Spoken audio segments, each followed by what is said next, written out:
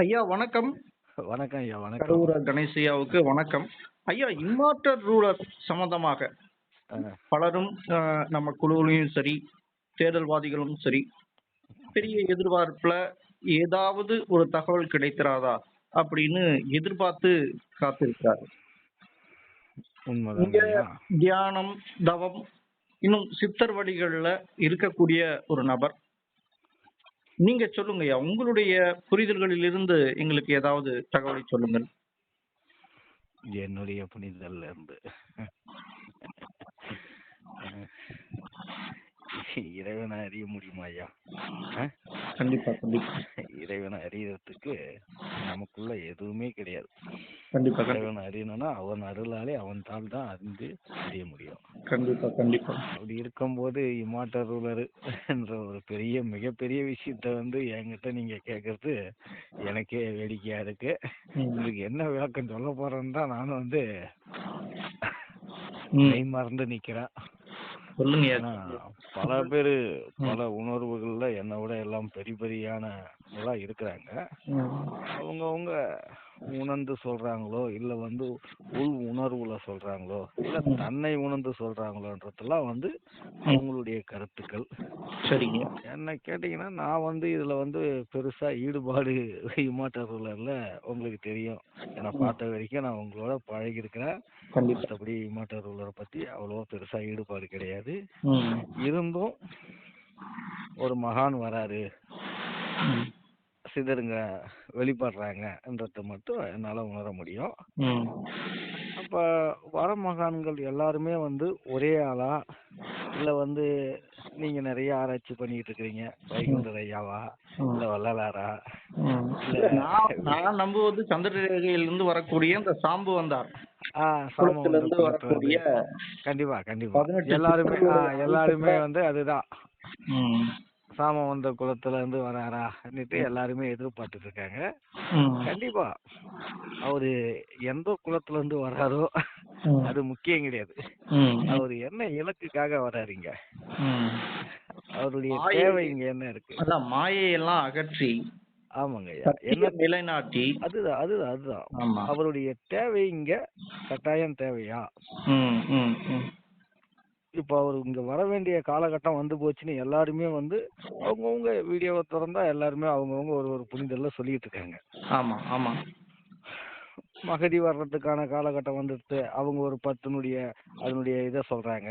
ஐயா நீங்க சொன்ன வீர பிரம்மேந்திர ஐயாவது அது ஒரு 10 அவங்க சொல்லிட்டாங்க. அவர் சொன்னதுல வள்ளலார் சொன்னதுல அவங்க ஒரு 10 சொல்லிட்டாங்க. வைகுண்டர் ஐயா சொன்னதுல அவங்க ஒரு 10 சொல்லிட்டாங்க. பிரம்மேந்திர ஐயா சொன்னதுலயும் ஒரு 10 சொல்லிட்டாங்க. இதெல்லாம் காலத்தினுடைய முடிவு தான் குறிக்குது. சரிங்களா? இறைவன் வரானா எங்க போயிருந்தாரு அவர் வர்றதுக்கு? என்னுடைய கேள்வி அதுதான். எங்க போயிருந்தாரு அவர் வர்றதுக்கு? நம்ம கூட தாங்க இருக்கிறாரு, நமக்குள்ளதான் இருக்கிறாரு. நமக்குள்ள இருந்து நமக்குள்ள வழி நடத்திட்டு இருக்கு. இப்ப தேடலை நமக்குள்ள வச்சிருக்காருன்னா நம்மள அவரு செயல்பட வைக்கிறதுனால தாங்க நம்ம தேடுறோமே. கண்டிப்பா கண்டிப்பா கண்டிப்பா. அப்ப வெளியில அவரு இல்ல, நம்மள ஏற்கனவே ஆட்கொண்டுட்டாரு. ஆட்கொண்டதுனாலதான் நான் இந்த வடிவா வரப்போறேன். ஒவ்வொருத்தவங்களுக்கும் உள் உணர்வை கொடுத்துக்கிட்டு இருக்காரு. அப்ப அவர் வெளியில இல்ல. இப்ப சித்தர்கள் எல்லாம் சொல்ற மாதிரி ஈசன்றது காத்துதான், காத்துதான் கடவுள். காத்த கனலாக்கணும், காத்த கனலாக்கினா சிவமா மாறிடும். அப்ப காத்த கனலாக்கினா சிவமா மாறிட்டா உனக்குள்ள இருக்கிற கடவுளை நீ வெளியில இருந்து எங்க வருவார்னு தேடிக்கிட்டு இருக்க. விண்ணுலக வாசிய தேடுறியா இல்ல மண்ணுலக வாசிய தேடுறியா? இதுதானங்க. விண்ணுலக வாசிக்கும் மண்ணுலக வாசிக்கும் என்ன வித்தியாசம்? இறைவனா இருக்கிறவங்க எல்லாம் விண்ணுலக வாசி, மனிதனா வாழறவங்க எல்லாம் மண்ணுலக வாசி. கன்ஃபார்மா அதுதானே? கண்டிப்பா. அப்ப பிரம்மா விஷ்ணு சிவம் இவங்க 3 பேருமே செய்யற ஒரே படைப்பு தொழில், காக்கும் தொழில், அழிக்கும் தொழில். இந்த 3 தொழிலையும் மனிதன் மட்டும்தான் செஞ்சிட்டு இருக்கான். ஆமா ஆமா. சரிங்களா? நான் ஆரம்பத்துல இருந்தே இதான் சொல்லிட்டு இருக்கேன். தனியா கடவுள் கிடையாது, தனியா யாருமே எதுவும் பண்ண முடியாது. ஒரு அழிவு வருதுன்னா அது விஷ்ணுவால, ம். காக்குதல் வருதுனாக்கா ஒரு பிரம்மாவால, அப்ப படைப்புகள் வருதுன்னா ஒவ்வொன்றுக்கும் ஒவ்வொரு மனிதனுடைய தன்மைக்குள்ள இருந்தே நம்மள கடவுளை வழி நடத்துறாங்க. ம், ம், அப்போ வந்து சில பேர் கேட்பாங்க, கடவுள் வந்து அப்போ மனிதனுக்குள்ள இருக்கிறாரு, ம், அப்புறம் ஏன் நிறைய தீமைகள் நடக்குது, நன்மைகள் நடக்காதான்னுட்டு. நான் தான் ஆரம்பத்துல சொல்லிட்டேன், பிரம்மா விஷ்ணு எல்லாம் நமக்குள்ளதான் இருக்குது. ஒரு விதையை எடுத்து மண்ணுல ஊனணும்னாக்கா காக்கிறோம், ம், ம், ம், அதுக்கு தண்ணி ஊத்தி அதை வந்து காவந்து பண்ணிடுறோம், ம், ம், விதை முளைச்சி வருது, ம், அதையே நம்ம அறுவடை பண்றோம், ம், அதையே நம்ம அழிச்சிடும். ம். தாக்குதல், அழிப்புதல், படைப்புதல், இது மூணையும் நம்ம கையில தான் கொடுத்து வச்சிருக்கிறாங்க. நீ செத்தாலும் மேல போயிட்டு வரதான் போற கீழே. ம். இங்கதான் பிரம்மாவும் இருக்கிறாரு, இங்கதான் விஷ்ணுவும் இருக்கிறாரு, இங்கதான் வந்து கடவுள் தன்னைத்தான உணராத நம்ம சுத்திட்டு இருக்கோம். ம். உணர்ந்துட்டோம்னா, ம். நாம யாருன்றத நாம தெரிஞ்சுக்கிட்டோம்னா, ம். நம்ம வெளியில இருந்து கடவுள் வராருன்னு சொல்ல மாட்டோம். ம். ம். இப்ப மனிதனா வந்தவங்க தாங்க வள்ளலாரு. கண்டிப்பா அகத்தியர் யாரு? அகத்தியருக்கு தனியா என்ன தேவலோக உலகத்துல இருந்தா கீழே வந்தாரு? இல்ல. மனிதனா வாழ்ந்து வருதானே. காகபசுந்தர் மனிதனா வாழ்ந்து வருதானே. கண்டிப்பா கண்டிப்பா. நம்ம முன்னோர்கள் எல்லாருமே மனிதனா வாழ்ந்தவங்க தான். ம். கடவுள்ன்றது தனியா கிடையாது. ம். கடவுள்ன்றது என்னை பொறுத்து பஞ்சபூதங்கள் தான் கடவுள். ம். ம். ம். நாம கண்ணது கடவுளே, இப்போ ஒரு விஷயம் எனக்கு உத்தரவு கொடுத்தாங்க, அந்த உத்தரவு பிரகாரம் சொல்றேன். சொல்லுங்க. பஞ்சபூதங்கள் நீர், நிலம், ஆகாயம், காற்று, நெருப்பு. ம். இது இல்லைனாக்கா மனிதனுடைய வாழ்வு இல்லை.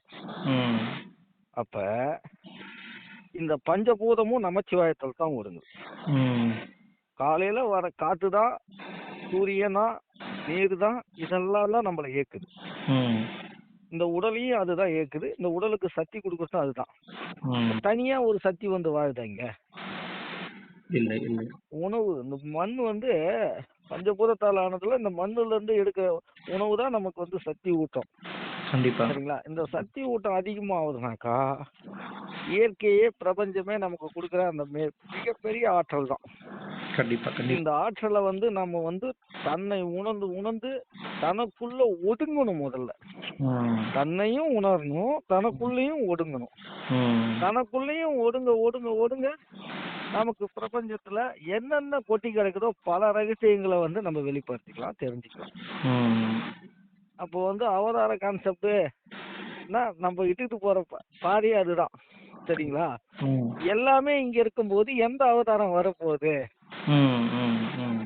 அப்போ வந்து எல்லாருமே கேட்பாங்க, ராமர் அவதாரம் தான், ம். அத என்ன இலக்குல முடிச்சாங்க? ம். சொல்லுங்க சொல்லுங்க. விஷ்ணு அவதாரம் தான், அதையும் என்ன இலக்குல முடிச்சாங்க? ம். எல்லாமே மண் உலகவாசியா தான் முடிச்சாங்க, ஆமா விண் உலகவாசியா முடிக்கல. ஆமா ஆமா ஆமா. சரிங்களா? ஆமா. அப்ப மனிதன் இப்படிதான் வாழணும் ம். என்றதுதான் அவதாரம். ம். ஒரு அவதார புருஷன்னா என்ன? ம். கடாமுடான்னு வந்து வாழ்ந்துட்டு போறது இல்லை, வாழ்ந்து காட்டிட்டு போறது. ம். சரிங்களா? இப்படியும் ஒரு மனிதன் வாழலாம், வாழ முடியும். இதுதான் சரியான இதுதான் வாழ்வியல் அப்படின்னு. இதுதான் வாழ்வு. சரிங்களா? ம். அப்ப அவர் வந்தாருன்னா அவருக்கு மிகப்பெரிய ஆற்றல் வரும், மிகப்பெரிய சக்தி கிடைச்சிடும், மிகப்பெரிய சக்தி. நான் என்ன சொல்றேன்னா, இது விட்லாச்சாரியார் படம் கிடையாது. ம். ம். புரியுது. இது விட்லாச்சாரியார் படம் கிடையாது. தபால் காட்டினா கையை தட்டு பிறக்கிறதுக்கு ஆமா. அதெல்லாம் இருக்கு. என்ன இருக்கு தெரியுமா? ம். மனதால உருவாக்குற மாயைகள். ம். ம். ம். மன தெளிவு பெறும்போது ம். மனிதனும் தெளிவு பெறுவான். ம். ம். சரிங்களா? அப்ப ஆக்கமும் ஏக்கமும் ஒரே இடத்துல தான் இருக்கு. ம். ஒரு மனிதன் வந்து ஆக்கப்பூர்வமா சிந்திக்கும் போது சரி. அவனுக்கு ஏக்கம் இருக்காது. ம். ம். சிந்திச்சு செயல்படு, சித்தமும் மிகச்சிறந்த இடத்தில் பெறு. ம். அப்ப சிந்திக்கிற தன்மை உருவாக உருவாக உள்ளம் பெருசாகும், உண்மையும் அதுல அதிகமா விளங்கி போகும். இப்ப சித்தர்கள் சொல்லிய பாடம் என்ன? நித்தமும் சிவவாக்கியம் கொண்டு சித்தத்தோடு சிவமும் கண்டு நிஜம் என்ற பொருளை கண்டு நீ தினமும் ஓதிக்கொண்டு. மந்திரத்தை நீ சில காலமும் ஓதாத. எல்லாரும் என்ன கேட்பாங்க, அப்ப என்ன சாமியார் மந்திரம் சொல்ல சொன்னாங்களா? அது மந்திரம் கிடையாது. மந்திரம்ன்றது என்ன தெரியுமா? நமக்குள்ள ஓடுற சுவாசம் தான் மிகச்சிறந்த மந்திரம். ம். சரிங்களா? ம். ம். மந்திரத்தை மறந்தோம்னா நம்ம உயிர் போயிடும். ம். கண்டிப்பா, கண்டிப்பா, தானா இயங்க விடாது. சரிங்களா? கண்டிப்பா. இறைவன் நமக்குள்ள இருக்கிறதுனால தான் அந்த சக்தி தானா இயங்குது. ம். ம். இல்லைனாக்கா உயிர் போயிடும். கண்டிப்பா. சரிங்களா? நம்ம கட்டுப்பாட்டுக்குள்ள எடுத்துக்க முடியுமா? இல்ல, இல்ல. ஆ, எல்லாத்தையும் எடுக்க முடியாது. நமக்குள்ள இருக்கிற 68 சித்துக்கள்ல இதுவும் ஒரு சித்து. ம். ம். சரிங்களா? ம். சித்துக்கள் வரும்னா மனித ஏக்கமே சித்துங்க தாங்க. ம். ம். 8 சித்தி அடைஞ்சிருவாங்க, 10 சித்தி அடைஞ்சிருவாங்க, ஆனாண்டா அத்தமா சித்து கிடைச்சிடும். என்ன, இதெல்லாம் அப்புறம். ம். மனித வாழ்வுல 68 சித்துக்கள் இருக்குனாக்கா, இந்த 68 சித்துக்கள்ல நான் பேசுறதும் சித்து தான், ம். செவியால கேட்கறதும் சித்து தான், ம். நான் பார்க்குற பிரபஞ்சத்தை அனைத்து விதமான விஷயங்களும் சித்துக்கள் தான். ம். சரிங்களா? கண்டிப்பா. ம். சித்துக்கள் குறைவா இருக்கிறவங்களுக்கு பல விதமான குறைபாடு இருக்கும். ம். ஒரு மனித வாழ்வுல மனிதன் எந்த அளவுக்கு சிறந்தவனா இருக்கணும்னா பேரறிவு ம். பெருமண்டம் இது. ம். பேரறிவு பெருமண்டம் இது. ம். இந்த அண்டத்துல நாம ரகசியங்களை பல விதமா நம்ம தெரிஞ்சுக்கலாம். கண்டிப்பா, கண்டிப்பா. ம். அப்ப நாம தேடுற இமாட்டர் ரூலர் ம். எங்க இருக்கிறாரு? நமக்குள்ளதான் இருக்கிறாரு. நமக்குள்ளதான் இருக்காரு. நாம வெளியில தேடுவோம், அவரா இருப்போமோ இவரா இருப்போமோ. ஏன் நீயா இருப்போன்னு உனக்கு சிந்தனை வர மாட்டுது. அப்ப எல்லாரும் கேட்பாங்க, நானா இருக்க போய் தாங்க ஏகப்பட்ட பிரச்சனை வருது. ஆமா, ஆமா, ஆமா. நான் ஆமா, ஆமா. இது நிறைய பேர் ஆசை. அதையும் ஆ, சொல்றாங்க. ஆமா. ஆமா, இது ஆசையா வரக்கூடாது. ம். நாமா இருப்போமோன்றது இல்ல, ம். நமக்குள்ள தேடுவோமோன்ற அந்த சிந்தனைகள் வரணும். ம். எதுங்க, நமக்குள்ள இறைவனை நமக்குள்ள தேடுவோமே. ம். ஏன் நம்ம வெளியில் தேடணும்? ம். அங்க இருந்து வராரா இமாட்டர் ரூலர்? நம்ம இமாட்டர் ரூலர் தேட தேவையில்ல. நமக்குள்ள நாம யாருன்றத தேடணும்னா நமக்குள்ள ஒளிஞ்சிருக்கிற பல மர்மங்கள் வெளிப்படும். நாமளே ஒரு பொக்கிஷம். எங்கய்யா, கண்டிப்பா, கண்டிப்பாங்க. நாமளே ஒரு பொக்கிஷம். இது இல்லாத புது இல்லாத பொக்கிஷத்தை தேட போறோம். எல்லாரும் என்ன சொல்லிட்டு போயிருக்காங்க? நான் வரேன், நான் வரேன், நான் வரேன். வருவாங்க. நான் என்ற பொருளே எது? ம். நான் என்ற முதல் எழுத்தே அதுதான். அர்த்தங்களும் அச்சரங்களும் அற்புதமா செயல்படும். கண்டிப்பா, கண்டிப்பாங்க. இந்த 18 சித்தர்களுக்குள்ளதான் எல்லாமே ஒடுங்கி இருக்கு. கண்டிப்பா. ம். 18 சித்தர்கள் 108, 51, 48 இப்படி பார்த்தோம்னாக்கா 8 ம். 8 சிவத்தை குறிச்சிடும், 5 சிவத்தை குறிச்சிடும், 7 முருகரை குறிச்சிடும், 108 சக்தியை குறிச்சிடும். அப்ப இது படிநிலை. இவங்க ஏக்கமும் காலமும் சுழற்சி. இது கால சுழற்சியில இருக்கிறாங்க. கண்டிப்பா, கண்டிப்பாங்க. நம்மள தேர்ந்தெடுப்பாங்க. ம். கால நேரம் வரும்போது இந்த கால சுழற்சி 8ஆ 7ஆ 5ஆ 6ஆன்றத நமக்குள்ள ஒடுங்கும் போது இந்த 51 அச்சரமும் நமக்குள்ள செயல்படும். ஒவ்வொரு பிரம்மா எழுதி வச்சாரு நமக்குள்ள தலையிலன்றாங்கல்ல, தலையெழுத்து. சிறப்பு, சிறப்பு. அந்த தலையெழுத்து நமக்குள்ள செயல்பட ஆரம்பிச்சிச்சுன்னா நமக்குள்ள ஒடுங்கி உள்ள உக்காண்டின்னு இருக்கிற மிகச்சிறந்த பிரம்ம சக்தி வெளிப்படும். பிரம்ம சக்தி வெளிப்பட ஆரம்பிச்சதுனாக்கா 3 காலத்தையும் என்ன, சொல்லுங்க. 14 உலகத்தையும் வல்லமையோட ஒருத்தவன் கையாளுவான். ம். சரிங்களா? அப்ப திரிகாலமும் தெரிஞ்சு போயிடும். கண்டிப்பா, 2 உலகத்துல இருக்கிற மர்மங்களும் உங்களுக்கு புலப்பட்டு போயிடும். கண்டிப்பா. அப்ப மண் உலகவாசியா, நீ விண்ணு உலகவாசியா, உன் போன ஜென்ம கூறுன்னா, இந்த ஜென்ம கூறுன்னா, இனி எடுக்க போற கூறுன்னா, எல்லாத்தையும் நம்ம தெரிஞ்சுக்கலாம். கண்டிப்பா. ம். அப்ப அவதாரமா, ஒவ்வொரு பிறக்கும் குழந்தை அனைத்தும் அவதாரமா தான் பிறக்குது. அந்த அவதார கான்செப்ட்லன்னு பார்க்கும்போது நாம தேடிட்டு இருக்கிறது நமக்குள்ளதான் இருக்குது. சிறப்பு, சிறப்புங்கய்யா. சரியா? நமக்குள்ளதான் இருக்குது. அத நம்ம வெளியில தேட தேவையில்ல. நமக்குள்ள தேடுவோம். நமக்குள்ள தேடுறத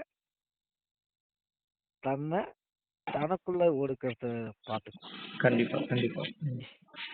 இதுக்கு மேல ஏதாவது கேட்க வேண்டியது இருக்குதா உங்களுக்கு? இல்ல எந்த கான்செப்ட்ல வரீங்கன்றத கேக்குறீங்களா? இல்ல, இல்ல. சிறப்பு, சிறப்புங்கய்யா. உங்களுடைய அந்த புரிதல்கள் எல்லாம் அற்புதமானது.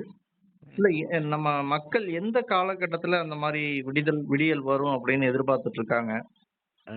நெறைய பேரு அவர்களாக இருப்பார்களோ அப்படின்னு நெறைய பேரு சந்தேகங்கள் கேட்கறாங்க. அவங்களுக்கு ஏதாவது சொல்ல விரும்புறீங்களா? கண்டிப்பா சொல்றேங்க ஐயா.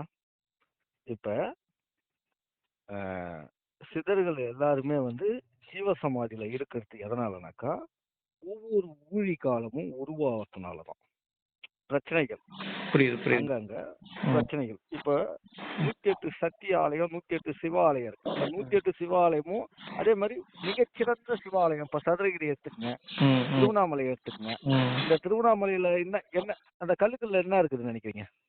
சொல்லுங்கய்யா. ம். அங்க இருக்கிற கல்லுல வேலை கிடையாது. ம், ம். சரிங்களா? ம், ம். அங்க இருக்கிற கல்லுல எந்த ஒரு பூஜைக்கும் எந்த ஒரு இதுவுமே வேலை கிடையாது. அங்க இருக்கிற சித்தர் தான் ஜீவசமாதியில உள்ள உட்காந்துட்டு இருக்காரு. கண்டிப்பா. அவருடைய பேராற்றல் தான் அந்த கல்லு வழியா மிகச்சிறந்த ஆற்றலை உருவாக்குது. நீ புரியுது. கல்லு மாதிரி உட்கார்ந்தாதான் இந்த மாதிரி ஒரு ஆற்றலை பிடிக்க முடியுன்றத தான் காமிக்கிறதுக்கு அந்த கல்லை மேல வச்சிருக்கு. ம். சிவலிங்கம்ன்றது வந்து பெரிய விஷயம் கிடையாது.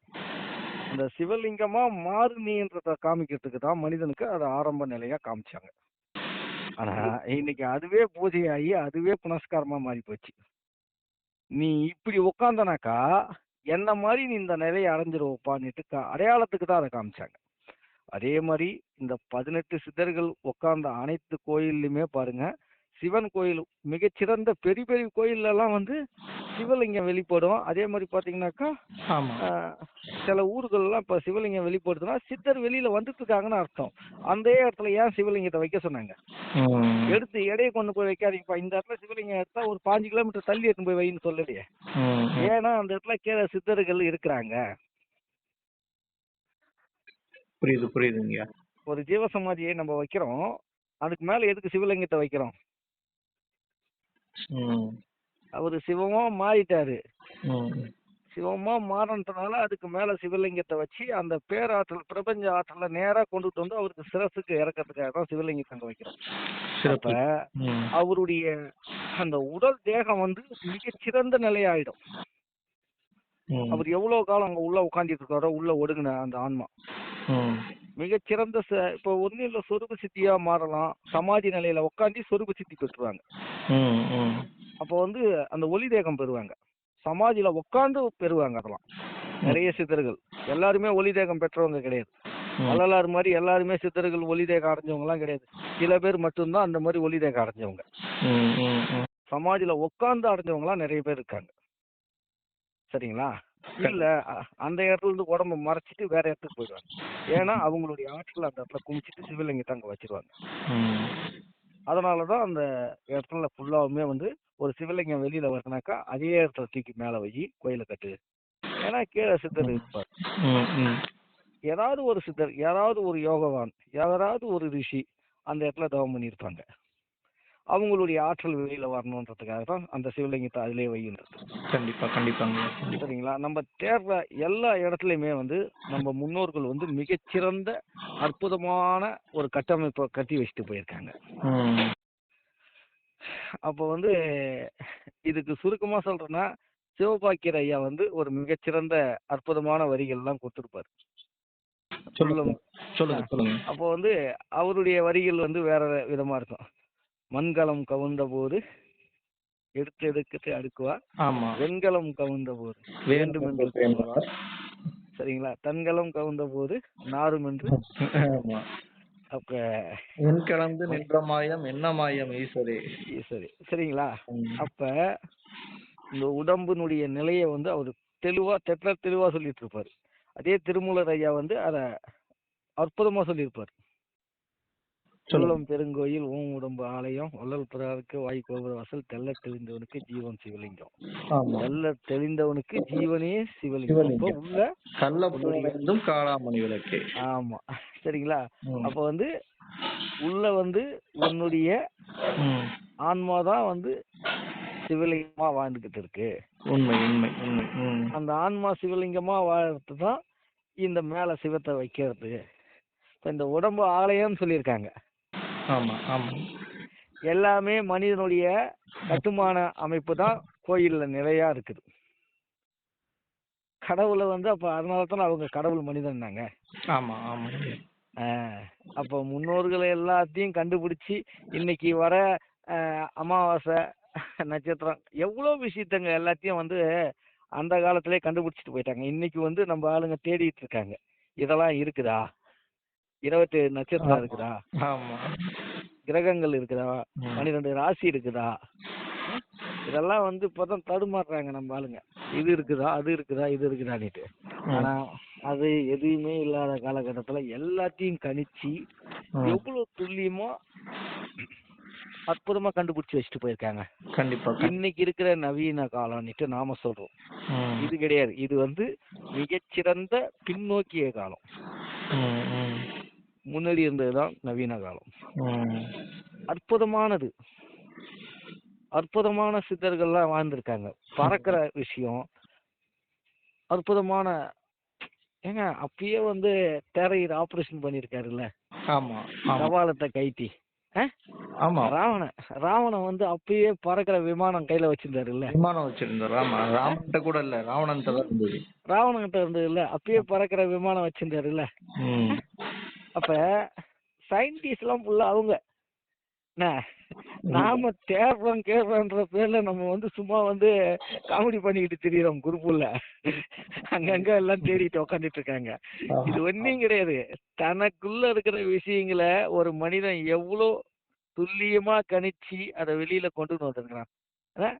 அப்ப தஞ்சாவூர் கோயில்ல கோபுரத்துல என்ன இருக்குதுன்றத தலைக்குள்ள வச்சிருக்கிறானாக்கா, அப்ப தனக்குள்ள வச்சுக்கிட்டு 27 நட்சத்திரத்தையும் இங்க உட்காந்து கணிச்சிருக்கானாக்கா, அப்ப இந்த பெரிய அண்டத்தை எந்த அளவுக்கு நம்ம பாட்டம் வந்து கண்டுபிடிச்சிருப்பான் முப்பாட்டம். சிறப்பு சிறப்பு. நினைக்கும் போது வியப்பா இருக்குங்கய்யா. இந்த 27 நட்சத்திரமும் இந்த காலகட்டத்துல இதெல்லாம் கணிக்கணும். அப்ப சனி, ராகு, கேது, புதன், சுக்கிரன், செவ்வாய், குரு, சந்திரன், சூரியன், அப்படியே இவங்களை எல்லாரையும் கணிச்சிருக்கான் நவகிரகங்களை. ஆமா. ஆமாங்க. அப்ப 27 நட்சத்திரத்தை கணிச்சிருக்கிறான். 17 கிரகம். அப்ப அதுல 17ல ஒரு கிரகத்தை தனியா வெட்டுன்றாங்க. வெட்டி 11ஐயும் தனிப்படுத்தி நிறுத்துன்றாரு.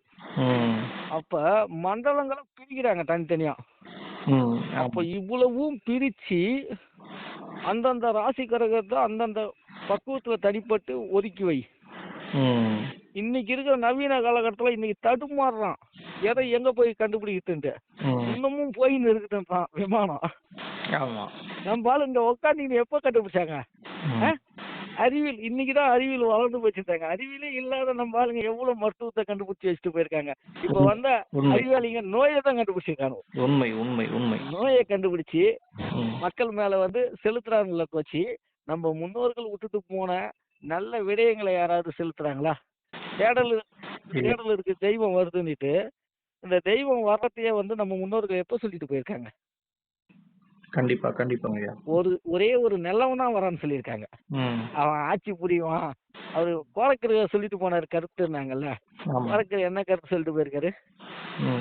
எனக்கு வந்து என்னன்னாக்கா, அவர் ஒரு குலத்துல வராங்க, அவர் வந்து ஆட்சி புரிய போற. என்ன தெரியுமா ஆச்சுனா, ஒரு மிகச்சிறந்த மனிதன் உருவாகிறான். அவ்வளவுதான். அன்பு, தாயினுடைய கருணை அனைத்தையும் கொண்டவனா இருப்பான். அப்ப அப்பேற்பட்டவன் யாரு? நம்ம வந்து முன்னோர்கள தான் காமிச்சிக்கணும். இப்படி ஒருத்தவங்க வந்தாங்க. இப்ப வள்ளலாறு நடந்து போகும்போது சொன்னாங்கல்ல, அவர் போவதுக்கு முன்னாடி ஆறு போகுது, நாய் போகுது, மிருகம் போகுதுன்னு சொன்னாங்கல்ல. வள்ளலாறு போகும்போது என்ன சொன்னாங்க? மிகச்சிறந்த ஒரு உத்தமம் போறான்னாங்க. இப்படிப்பட்டவங்க தாங்க நமக்கு வேணும். இப்படி ஒரு வார்த்தை சொல்ற அளவுக்கு இப்ப எனக்கு அதை சொல்லும் போது எப்படி உடம்புலாம் வந்து அப்படியே ஒரு புண்ணுது. இப்படி ஒரு வார்த்தை நமக்குள்ள வந்த நம்ம முன்னோர்களை சொல்றாங்கல்ல, எவ்வளவு சந்தோஷம். அந்த சந்தோஷத்தை வந்து நம்மளால இதை சிந்திச்சு இந்த உணர்வை யாராவது எடுத்து பார்க்க முடியுமா? அவ்வளவு ஒரு அற்புதமான ஒரு அந்த சந்தோஷத்தை வள்ளலார சொல்லிட்டாங்க. அதையும் வள்ளலார விட்டுடுங்க. இப்படி பாருங்க, வைகுண்டத்தை சொல்லி பாருங்க. வைகுண்டத்தை கூட எவ்வளவு பேருக்காக எவ்வளவு கிணறு வெட்டி இருக்காரு குடிக்க தண்ணி. அந்த காலத்துல தீண்டாமையை ஒழிக்கணும்னு போராடி இருக்காரு. அப்ப என்னுடைய இதுனாக்கா, நீங்க வந்து அவரோட கனெக்ட் ஆகணும். எப்படின்னாக்கா, என் முப்பாட்டை என்னுடைய பாட்டை எங்க இனத்துக்காக எனக்காக நான் வருவேன்னுட்டு நான் வாழ்வேன் இந்த பூமியில. ஏது நான் சித்தர் கிடையாது, நான் மனிதன் அவருடைய வாரிசு. சரியா? நான் ஒரு ஆள் அங்க வரன்றது கிடையாது. நாங்கெல்லாம் வருவோன்றதுக்காகவே எங்க முப்பாட்டம் வந்து எங்களுக்காக இதெல்லாம் செஞ்சுட்டு போயிருக்காரு. அது எவ்வளவு பெரிய ஒரு பேரானந்தம். நமக்காக ஒருத்தர் செஞ்சிருக்காங்களானாக்கா அவரு நம்ம வெளிய ஆள் கிடையாது. அவங்க கத்த கல்வி தானே நமக்கு கொடுத்துட்டு போயிருக்காங்க. கண்டிப்பா கண்டிப்பா கண்டிப்பா. மருத்துவம் ஏகப்பட்டது நமக்கு கொடுத்துருக்காங்க பொக்கிஷமா. ம். நாம அதுல இருக்கிற தீமையை மட்டும்தான் எடுத்து ஆராய்ச்சிக்கிட்டு இருக்கோம். நல்லதுங்க நிறைய இருக்குல்ல. கண்டிப்பா, கண்டிப்பா, கரிகால சோழன் எவ்வளவு பெரிய விஷயத்த செஞ்சுட்டு போயிருக்காரு. கண்டிப்பா. நாம இன்னமும் தேடுறோம், யாராவது வருவாங்களா நமக்கு, யாராவது "ஏய், எல்லாத்தையும் செஞ்சுட்டாங்கப்பா, ம். எல்லாத்தையும் செஞ்சுட்டாங்க, உன்ன நீ யாருன்னு உனக்கு தேடுற, நீ ம். உன்ன தேடி வந்து உன்னுடைய இதுல வந்து நீ செய்ய வேண்டிய கடமைகள் இருக்குது." கண்டிப்பா, கரிகால சோழன் இப்ப இருக்கிற டிபார்ட்மெண்ட் எவனா செய்வானாங்க? கண்டிப்பா, இப்ப இருக்கிற அமைச்சர் செய்வானா? ஆமா, ஆமா. ஆ? இப்ப இருக்கிற மனிதனுக்கு அதை சிந்திக்கிறதுக்கு தேவையான நேரம் இருக்குதா? இல்ல, இல்ல. ஆ? ம். அப்ப அப்ப ஒரு அணைய கட்டியிருக்காரு, சாதாரணமா கட்டியிருக்காரு. ஆ? கட்டி மக்கள் வாழணும், என்னுடைய சங்கதி பிற்காலத்துல வரும், அவங்களுக்கெல்லாம் தான் நான் செய்யறேன், எனக்கு செய்யறேன் நான் செஞ்சுக்கினாரு. கண்டிப்பா, கண்டிப்பா, கண்டிப்பா. நாம வந்து தேடணும்னா நம்ம முன்னோர்களுடைய அந்த பே- சிறந்த அந்த ஆற்றலை, என்னால இதை பத்தி பேசணும்னா நான் உள்ள போயிட்டனாலே எனக்கு தெரியல உங்களுக்கு, நான் ஒரு மாதிரி புரியுதுங்கய்யா. அளவு கடந்த நிலையை தாண்டி போயிட்டு இருப்பேன்.